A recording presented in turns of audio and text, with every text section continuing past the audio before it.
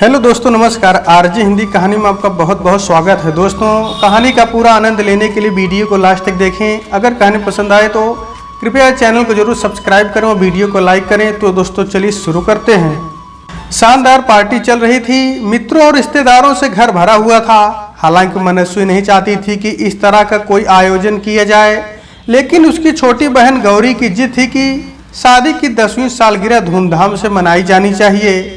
मनस्वी के दोनों बच्चे भी जिद पर अड़ गए थे। अगम ने इस बात को लेकर ना तो कोई प्रतिक्रिया ही व्यक्त की थी, ना ही स्वीकृति या अस्वीकृति का कोई प्रमाण प्रदर्शित किया था। पिछले 2 वर्षों से उनके रिश्ते में आए तनाव के चलते अगम का तटस्थ रहना स्वाभाविक ही था। वैसे आजकल मनुष्य जिस तरह के डिप्रेशन और एक फ्रस्ट्रेशन की स्थिति से गुजर रही है, उसके देखते हुए कुछ चहल पहल का होना उसके लिए एक तरह से ठीक ही था। कम से कम इस तरह उसका थोड़ा ध्यान तो बटेगा। कितना अरसा हो गया है उसे इस तरह सजे संवरे देखे। अपने प्रति कितनी लापरवाह हो गई हो। अगम ने मनस्वी को देख सोचा। गौरी ने आज जबरदस्ती उसका मेकअप कर उसकी मनपसंद खट्टे पीले रंग की वो साड़ी पहनाई थी जो इस दिवाली पर अगम ने मनस्वी के लिए खरीदी थी। कितनी सुंदर लग रही है। हे अगम, बधाई हो। अपनी विचारधारा को संयत करते हुए उसने ध्यान पार्टी की ओर लगाया।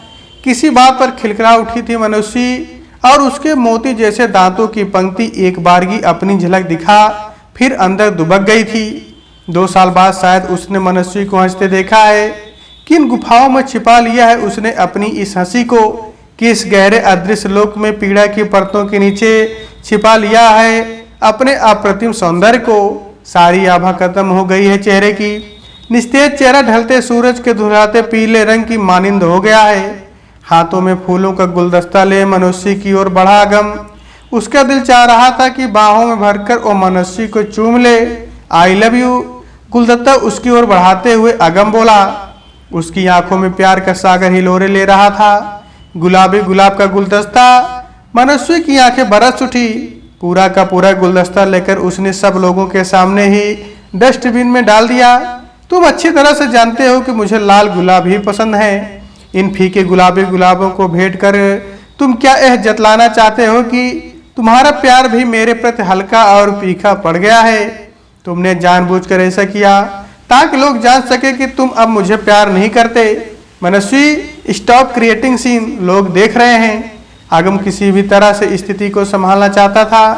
देखो, मैं तुम्हें समझा सकता हूँ कि गलती कहाँ हुई है। मैं जानबूझकर गुलाबी गुलाब नहीं लाया हूँ। मुझे कुछ नहीं सुनना है। कोई सफाई नहीं, कोई दलील नहीं। रोती हुई मनस्वी उस समय इस बात से भी बेखबर थी कि सारे मेहमान उन्हें देख रहे हैं। हर किसी के चेहरे पर सवालों की अनेक रेखाएं खींची हुई हैं। गौरी, प्लीज इसे अंदर ले जाओ। मेरे ख्याल से इसकी तबीयत बिगड़ गई है। अगम शर्मिंदगी के एहसास से भर गया था। इतने सारे लोगों के सामने मनस्वी ने आखिर ऐसे रिएक्ट क्यों किया? आखिर किस किस को जवाब देगा वो? रिलैक्स अगम, हम चलते हैं। Take care. सम्मिलित स्वरों ने उसे और झिझोर डाला। Sorry folks. ना जाने क्या हो गया था मनस्वी को। सबके जाते ही सन्नाटा सा पसर गया था पूरे माहौल में। बच्चे घबराकर अपने कमरे में जाकर दुबक कर बैठ गए थे। मम्मी पापा के बीच कहीं कुछ घट रहा है, कुछ गलत या भयावह। इसका उन्हें भान अवश्य हो गया था, पर दोनों के बीच आपसी कुट्टी की वजह क्या है, ये उनका अबोध मन अभी समझने में असफल था। बात बात पर दोनों झगड़ने लगते हैं, पर क्यों? उन्हें तो दोनों ही पसंद हैं। फिर गलती कहाँ हो रही है? अपने ही अनसुलझे सवालों से परेशान थे दोनों बच्चे। मम्मी ने जो किया वो ठीक नहीं था और पापा का नाराज होना भी जायज था। इतना आकलन तो उनकी बाल बुद्धि भी कर सकती थी। इस वक्त मम्मी पापा किसी को भी कुछ कहना या पूछना गलत होगा। फिर किससे जाकर वे चिपटे, किसे कहें कि उन्हें डर लग रहा है। गौरी मौसी ही ऐसे में उनका संबल बनती थी, पर इस वक्त तो वह मम्मी को संभालने में लगी हुई थी। अगम की वेदना असहनीय हो उठी थी। कितने प्यार से वह गुलदस्ता लाया था। वो उसके प्यार के स्पर्श से सुवासित था। उसने डस्टबिन में से उसे निकाला और एक एक पत्ती को सावधानी पूर्वक तोड़ने लगा। उन पत्तियों को रौंदते हुए वो अपना सारा आक्रोश उन पर निकालने लगा। वो मनस्वी और उसके बीच आई दूरी को जितना पाटने की कोशिश करता, दूरी और बढ़ती जा रही थी। आखिर क्या गलती हुई थी उसे आज? जिस फ्लोरिस्ट से वो हमेशा फूल लेता था, उसको उसने लाल गुलाब के बुके का ही ऑर्डर दिया था। पर शायद उसके आदमी की गड़बड़ी से बुके बदल दिए गए थे और उसके ऑफिस गुलाबी गुलाब का बुके पहुंचाया गया था। वो वापस करने गया भी था, तब तक दुकान बंद हो चुकी थी। पार्टी में पहुंचने में देर ना हो जाए, इस ख्याल से दूसरा गुलदस्ता खरीदने के बजाय वो घर चला आया था। उसने सोचा था कि मनस्वी को बात समझाकर वो माफी मांग लेगा, लेकिन मनस्वी तो उसे कुछ कहने का मौका ही नहीं दिया। कम से कम उसकी भावनाओं की कद्र करते हुए ही फूल रख लेती, कम से कम पार्टी खत्म हो जाने का ही इंतजार कर लेती, कम से कम उन्हें डस्टबिन में डालकर उसकी प्यार की कोमल कलियों को यूं आहत ना करती, उसको अपमान का पात्र तो नहीं बनाती। जीजा जी, मैंने दीदी को नींद की गोली देकर सुला दिया है, बच्चे भी सो गए हैं। आप रुक गई गौरी कुछ कहते कहते। अगम की पनीली आंखों को देख उसे दीदी पर बड़ा गुस्सा आ रहा था। क्या जरूरत थी उन्हें इस तरह उनका दिल दुखाने की, पर उसे इन सब से भी अधिक आक्रोश स्वयं पर था। ये सब होने की वजह वही तो है, लेकिन ओह और जीजा जी, छी, दीदी कितना अनाप शनाप सोचती हैं। अपनी मन की पवित्रता व अगम की निश्चलता की वजह से ही तो आज तक सब कुछ सहती आ रही है। मन में कहीं शायद ये विश्वास भी था कि दीदी की परिपक्वता शायद उन्हें किसी दिन सच का आईना दिखा दे, पर आज की घटना के बाद उसे सब हाथ से छूटता प्रतीत हो रहा था। मैं चलती हूँ, गौरी ने तटस्थता से कहा। रुक जाओ गौरी, सुबह चली जाना। अगम ने अपने दर्द को अपने भीतर समेटने की कोशिश करते हुए कहा। ना, मेरा जाना ही ठीक होगा, वरना दीदी कहीं सुबह फिर कोई बखेड़ा ना कर दे। जाती हुई गौरी को देखकर अगम को अपनी बेबसी पर गुस्सा और शर्म आई।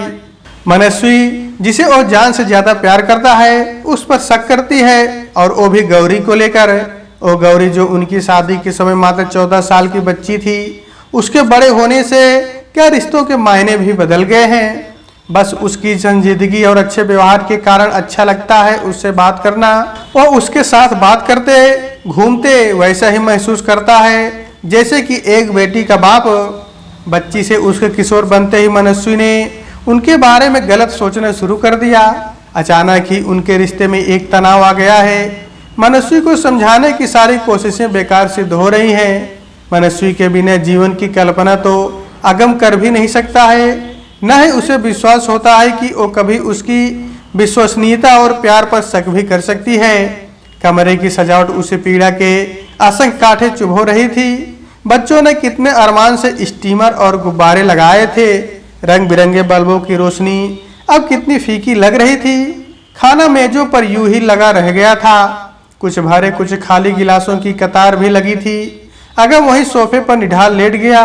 तमाम सजावट के बावजूद कमरे में एक वीरानी छाए होने का एहसास हो रहा था। उसके भीतर भी एक भयानक सन्नाटा छा गया। आखिर क्यों मनस्वी नादान बन रही है? गौरी अगर सुंदर है, आकर्षक है तो क्या हुआ?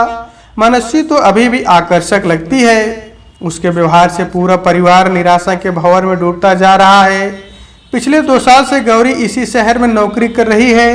मनस्वी तो चाहती थी कि गौरी उनके साथ रहे, पर उसी ने अलग रहने का आग्रह किया तो अपने पास ही मनस्वी ने उसे एक किराए का घर ले दिया था। माँ बाप भी संतुष्ट थे कि बेटी सुरक्षित हाथों में है। फिर धीरे धीरे मनस्वी के व्यवहार में बदलाव आने लगा। उसे गौरी के घर आना अखरने लगा। बच्चों का मौसी के साथ खेलना घूमना उसके अंदर चिढ़ भरने लगा। खासकर अगम का उसके साथ खिलखिलाना उसे कचोटने लगा। गौरी की स्मार्टनेस उसकी आंखों को चुभने लगी। अगम का उसे बेटा मानना अब दिखावा लगने लगा था उसे। उसके बदलते व्यवहार और किसी न किसी बहाने उसे आहत करने का प्रयास करते रहने ने अगम को आश्चर्यचकित कर दिया। उसे यकीन ही नहीं हुआ कि मनस्वी कभी उसके बारे में ऐसा भी सोच सकती है। उसने तो अपनी बेटी तपस्वी और गौरी में कभी फर्क किया ही नहीं था। वर्षों की पहचान और 10 वर्षों के इस सफर में मनस्वी इतना ही समझ पाई अगम को। उसका शरीर ही नहीं, मन भी थक गया था, पर नींद आंखों से कोसों दूर थी। बीते वक्त के सफर पर निकल गया था उसका दुखी मन। शायद इस तरह वो उलझे समीकरणों को सुलझाने में सफल हो जाए। बचपन की दोस्ती प्यार में बदल गई थी, इसलिए विवाह करने में देर नहीं लगाई थी उन्होंने। 19-20 वर्ष के रहे होंगे तब दोनों। देखा जाए तो एक साथ ही बड़े हुए हैं, हर कदम पर साथ चले हैं, साथ ही निर्णय लिए और भविष्य के फैसले भी मिलजुल कर किए। मनस्वी ने टीचिंग की जॉब ले ली और अगम एक प्राइवेट कंपनी से जुड़ गया। एमबीए तो उसने विवाह के बाद ही किया था, अब तो वह डायरेक्टर की पोस्ट पर पहुंच गया है। शादी के 5 वर्षों तक उनके जीवन में किसी तरह का व्यवधान उत्पन्न नहीं हुआ था। अपने को अच्छी तरह से सेटल करने के बाद ही वे बच्चों की जिम्मेदारी उठाना चाहते थे। 6 साल बाद 1 साल के अंतराल में दोनों बच्चे हो गए। मनस्वी ने नौकरी छोड़ दी, लेकिन वो खुश रहती थी। फिर गौरी आई। मनस्वी की खुशी चिड़चिड़ाहट में बदलने लगी, स्वयं को असुरक्षित महसूस करने लगी। बेकार जिंदगी घसीटने की प्रक्रिया में स्वयं को उलझाती गई हो। बात बात पर अगम से झगड़ा करने लगी। यह आरोप लगाया कि उसकी वजह से उसे नौकरी छोड़नी पड़ी है। तब एक नया ही रूप देखा था अगम ने उसका। बच्चे तो तुम्हारी जिम्मेदारी भी हैं, तुम चाहते तो मेरा साथ देते, इस तरह नौकरी छोड़ने की नौबत नहीं आती। लेकिन तुम तो चाहते थे कि मैं तुम पर आश्रित हो जाऊं और तुम अपनी मनमानी कर सको। गुस्से में पागल ही हो गई थी वो। स्टॉप टॉकिंग रविश, तुमने अपनी समस्या की वजह से नौकरी छोड़ी थी, क्योंकि नई प्रिंसिपल के साथ तुम्हारे सिद्धांत टकरा रहे थे। नई पद्धति को न अपना पाने के कारण तुम एक बेचारगी और अलग थलग हो जाने की परेशानी भुगत रही थी। मैं तो बच्चों को क्रैश में छोड़ने या फिर घर में ही आया रखने को तैयार था। अगम के स्पष्टीकरण से बिफर पड़ी थी वो, मानो सच्चाई ने लोहे की गर्म सलाखें दाग दी गई हो उसके जिस्म पर वो झुकने को तैयार नहीं थी।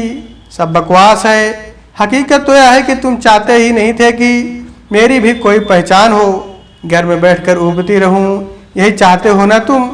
मनस्वी, संभालो अपने आप को। बचपन से लेकर आज तक हमेशा तुम्हें प्रोत्साहित ही किया है मैंने, फिर क्यों बेमानी बातें सोचकर स्वयं को दुख दे रही हो? अपने को पीड़ा देने में क्या सुकून मिल रहा है तुम्हें? तुम्हारी पीड़ा मेरी पीड़ा है। मैं वही अगम हूँ जिससे तुमने प्यार किया था। अगम का समझाना बेकार गया था। मनस्वी ने एक नकारात्मक दृष्टिकोण अपना लिया था। लापरवाही से जीना उसका अंदाज बनता जा रहा था। सलीके से रहना छोड़ दिया था। ना अपना ख्याल रहा था, ना घर का। बच्चों को लेकर भी उदासीन हो रही थी। अपने को संवारना तो जैसे वो भूल ही गई थी। सोफे पर लेटे लेटे अगम ने बेचैनी से करवट बदली। कितनी ही ऐसी बातें हैं जिनको अगर कुरेदा जाए तो न सिर्फ मन के कांच की किरचें चुभने लगे, वरन ऐसी घुटन फैल जाए जिससे निकलना मुश्किल हो जाए। उसी घुटन से बचने के लिए अगम ने नींद को आगोश में लेने की कोशिश की, पर तब तक रात्रि अपने अंतिम प्रहर पर पहुंचने को आकुल हो उठी थी। वातावरण में उपजे शोर को वो सपनों में पसरी व्याकुलता समझ रहा था, क्योंकि नींद तो अभी तक पूरी ही नहीं हुई थी। मनस्वी ने उसे बुरी तरह से झंझोड़ दिया तो वो चौंक कर उठ बैठा। सुबह के 9:30 बज रहे हैं और जनाब है कि सो रहे हैं। ऑफिस नहीं जाना है क्या? बच्चों की भी स्कूल बस मिस हो गई है। उसकी आवाज में झल्लाहट थी, पर शर्मिंदगी का कोई भाव नहीं था चेहरे पर। हद हो गई, एक तो तुम्हारी वजह से सारी रात सो नहीं पाया। गलती मानने और माफी मांगने के बजाय तुम चिल्ला रही हो। एकाएक अपना संयम खो बैठा था वो। ऐसा लग रहा था जैसे उसका सारा धैर्य चुक गया हो। किस बात के लिए माफी मांगू? गलती तुम्हारी थी या मेरी? गुलाबी गुलाबों का गुलदस्ता मैं लाई थी या तुम? कौन बार बार यह जताने की कोशिश कर रहा है कि तुम्हारे प्यार का रंग फीका पड़ गया है? तुम्हारा दिमाग खराब हो गया है मनस्वी। अपनी सोच के दायरों से बाहर निकलो, सब कुछ सही नजर आएगा। ना रंग फीके पड़े हैं, ना ही प्यार, सब कुछ वैसा ही है। अगम ने उसे बाहों में भरते हुए कहा, मत छुओ मुझे। इन्हीं हाथों ने गौरी को भी ना जाने कितनी बार छुआ होगा। सहमे हुए बच्चों को देख अगम और किसी विवाद में पड़ने के बजाय चुप हो गया। कल रात से वे घबराए हुए थे, पता नहीं कुछ खाया पिया भी था कि नहीं। 5 वर्षीय गौतम ने अपनी बहन तपस्वी का हाथ थामा हुआ था, मानो वो उसका संरक्षक हो। आज तो मजा आ गया, तुम्हारी तो छुट्टी हो गई। अगम ने उन दोनों को चूमते हुए हंसते हुए कहा। वो चाहता था कि परिवेश में व्याप्त तनाव की लहर कम से कम बच्चों को तो अपने साथ बहा ना ले जाए। नहीं पापा, प्लीज हमें स्कूल छोड़ आइए ना। गौतम की बात सुन अगम हैरान रह गया। बच्चे तो छुट्टी का नाम सुनकर खुश होते हैं और यानी इन्हें भी घर में घुटन महसूस होने लगी है। फिलहाल मनस्वी के रवैये को देखकर किसी भी तरह के बदलाव की उम्मीद करना बेकार था। अब तो उसने भी अपने और गौरी के रिश्ते की सफाई देना छोड़ दिया था। बच्चों को तैयार कर वो स्कूल छोड़ आया। तपस्वी को तो उसने सिर्फ मनस्वी के व्यवहार के कारण स्कूल में डाला था, वरना उसके तो अभी मौज करने के दिन थे। वो नाश्ता तैयार कर ही रहा था कि गौरी आ गई। लाइए जीजा जी मैं बनाए देती हूँ। दीदी अब कैसी हैं? अगम कुछ उत्तर दे इससे पहले ही मनस्वी वहां आ गई। तुझे मेरी चिंता करने की जरूरत नहीं, न ही यो सुबह शाम मेरे घर के चक्कर लगाने की। बहन के घर पर ही नजरें लगाए बैठी है, जा चली जाए यहाँ से। अचानक गौरी निःशब्द बाहर निकल गई। तुम दिन ब दिन कितनी फूहड़ होती जा रही हो। क्या एक शिक्षित और संभ्रांत महिला इस तरह बोलती है? कितनी जाहिल होती जा रही हो तुम। क्या जरूरत है तुम्हें बेकार की औरतों के साथ बैठने की? अगम को आसपास की औरतों के साथ उसका बैठकर गप्पे लगाना बिल्कुल पसंद नहीं था। पागल, जाहिल और क्या क्या कहना बाकी है। अगम, जहर क्यों नहीं दे देते मुझे? मनस्वी को फिर दौरा सा पड़ा। जब भी अगम उसे कुछ समझाने की कोशिश करता वो एकदम पागल हो जाती। मनस्वी, मैं तुम्हारी मदद करना चाहता हूँ, तुम्हारे उसी रूप को वापस पाना चाहता हूँ जो पहले था। तुम्हारे बिना सब कुछ निरर्थक है। हम सब तुम्हें बहुत चाहते हैं। नहीं, तुम झूठ बोल रहे हो। कोई मुझसे प्यार नहीं करता। मैं पहले जैसी सुंदर भी नहीं रही हूँ। मनस्वी के आंसुओं को देख अगम की भी आंखें भर आई। किसने कहा कि तुम सुंदर नहीं रही हो? बस घर में बैठे बैठे एक उकताहट तुम्हारे अंदर घिर आई है। उसी को दूर करने के लिए अनाप शनाप खाकर और सारा दिन टीवी देखते हुए तुमने अपना वजन बढ़ा लिया है। अपनी फिगर को तुम ठीक कर सकती हो, पर कोशिश तो करो। अगम को लगा था कि मनस्वी को शायद उसकी बात समझ आ जाए, पर वह तो चिल्लाने लगी। कुछ ठीक नहीं हो सकता है, अब सब कुछ खत्म हो गया है। गौरी जवान है, उसके पास अच्छी नौकरी भी है। मेरे पास क्या है? न सुंदर देह न नौकरी। कितनी बार कह चुका हूँ कि मेरे और गौरी के बीच कोई अमर्यादित रिश्ता नहीं है। तुम्हारी इसी सनक के साथ जीते जीते मैं अब हार गया हूँ। अब तुम जो फैसला करना चाहो करो। कहोगी तो मैं बच्चों को लेकर यहाँ से चला जाता हूँ। हताश अगम घर से बाहर निकल गया। उसने सोचा था कि वह आराम करेगा, लेकिन ऐसा सोचना भी उसे व्यर्थ लग रहा था। अकेलापन मनुष्य को काटने लगा। ड्राइंग रूम की सफाई करते हुए गुलाबी फूलों की नुची मछली पत्तियों को देखकर वो अपने आप को कोसने लगी। क्या फर्क पड़ता है रंग से? खुशबू तो सबकी एक जैसी होती है। पर उसे पता है अगम ने ऐसा उसे चिढ़ाने के लिए किया था। उसे महसूस हुआ कि वे कुचली हुई पत्तियां उसका उपहास उड़ा रही हैं। वापस डस्टबिन में उन्हें डाल उसने कमरे की सजावट को नोच डाला। प्यार के बिना तो सब चीज दिखावटी है। कहीं उसी की उमंग और उत्साह तो नहीं मर गया है। पर पड़ोस वाली आंटी बता रही थी अगम अक्सर गौरी के घर जाता है। जब गौरी यहाँ आती है तो उसे वहाँ जाने की क्या जरूरत है? उसका शक बेवजह तो नहीं है। दोनों चाहे लाख कसमें खा लें, पर वह यकीन नहीं करने वाली है। अगर उसकी सोच गलत हुई तो कितना बड़ा अनर्थ हो जाएगा, पर वो नहीं मानती। अगम तो हमेशा गौरी के आगे पीछे घूमता रहता है। उससे कितनी आत्मीयता से बातें करता है, कितनी जोर जोर से ठहाका लगाता है। इतना ही नहीं, उसकी मदद करनी हो तो अपने काम तक भूल जाता है। जब देखो गाड़ी में लिफ्ट देता है। गौरी अकेली रहती है, न घर की चिंता है न बच्चों का उत्तरदायित्व। लेकिन हर लड़की कभी न कभी पत्नी और माँ बनती है। तो क्या सबके पति किसी और के प्रति आकर्षित हो जाते हैं? मनस्वी अपने को मथ रही थी। इसका मतलब है कि उसकी ही सोच गलत है। वो सन्नाटे में जैसे अपने मन की आवाज़ सुनने लगी। गुलाबी गुलाब की पत्तियों को एक बार उसने फिर अपने हाथ में ले लिया। बीती बातें उसे सच को कुरेदने के लिए मजबूर करने लगी। वो अपनी स्कूल की नौकरी से खुश नहीं थी, क्योंकि प्रिंसिपल और विचार टकरा रहे थे। पर अगम के सामने यह बात स्वीकारने की उसमें हिम्मत नहीं थी। तभी गौतम का जन्म हुआ और उसे नौकरी छोड़ने का बहाना मिल गया। दोबारा नौकरी करने का ख्याल जब तक आता तब तक तपस्वी उसकी कोख में आ गई। अगम के पास अच्छी नौकरी थी और पैसे की भी कोई कमी नहीं थी, पर सारा दिन सिर्फ बच्चों और घर के काम बिताना उसे खलता रहा। गौरी के स्वच्छंद और उन्मुक्त जीवन को देख उसे ईर्ष्या होने लगी। अपने अंदर आने वाले बदलावों को समझने के बजाय वो विवादों को जन्म देने लगी। अगम ने उससे कभी शिकायत नहीं की। शायद इसीलिए उसकी यही प्यार की अति रिश्तों को गलत ढंग से गढ़ने के लिए उकसाती रही। अपनी हीनता को छुपाने के लिए वो अगम को गलत और उसे कमतर साबित करने के लिए नए नए बहाने ढूंढने लगी। गौरी के आने से जैसे उसे एक कहानी को जन्म देने का मौका मिल गया। अपनी ही दुविधाओं को कैसा रूप उसने दे डाला। छी, उसे खुद से ही घृणा होने लगी। कसम में घिरी मनस्वी में इतना साहस नहीं था कि वो अपनी गलती मान लेती। अगम के मुंह से जाने की बात सुन कांप उठी थी। उसके प्यार का कितना तिरस्कार वो कर चुकी थी अब तक। रात को अगम जब लौटा तो उसने 2 टिकट उसके सामने रख दी। कहीं जा रहे हो क्या? मनस्वी में उससे नजरें मिलाने का साहस नहीं था। हाँ, हम दोनों कल शाम डलहौजी के लिए रवाना होंगे। कोई सवाल नहीं, कोई सीन नहीं, मैंने छुट्टियां ले ली है, बच्चों को गौरी संभालेगी, अगम ने उत्तर दिया और बिना किसी प्रतिक्रिया की अपेक्षा रख के बच्चों के साथ खेलने लगा। मनस्वी फिर उलझने लगी, मुझसे पूछा तक नहीं, यानी गौरी के साथ मिलकर सब तय किया गया है। लेकिन फिर अपने को किसी तरह संयत कर वो काम में लग गई। घर, बच्चे, काम, गौरी सबसे दूर अगम की बाहों में लिपटे उसे लगा कि बीते दिन फिर लौट आए हैं। कितना वक्त बीत गया था दोनों को एक साथ घूमे, यहाँ तक कि स्पर्श किए। चारों तरफ फैली हरियाली और ठंडी हवा के झोंकों ने उसके मन पर पड़े बोझ को उतार दिया था। उसके अंदर जमी काई साफ हो गई थी। अगम के प्यार के सागर के बहाव ने उसके अंदर भावनाएं पैदा कर दी। जीवन के प्रति फिर से ललक जाग उठी। डलहौजी में लाल गुलाब के ढेर लगाए थे अगम ने उसके सामने। अगम तो उसका है, फिर क्यों वो उसे समझ ना पाई?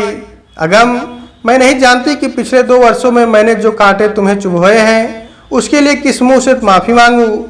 अपनी असुरक्षा के कारण अपने और तुम्हारे प्रति लापरवाह हो गई और अपने शब्दों से तुम्हें लहलुहान करती रही।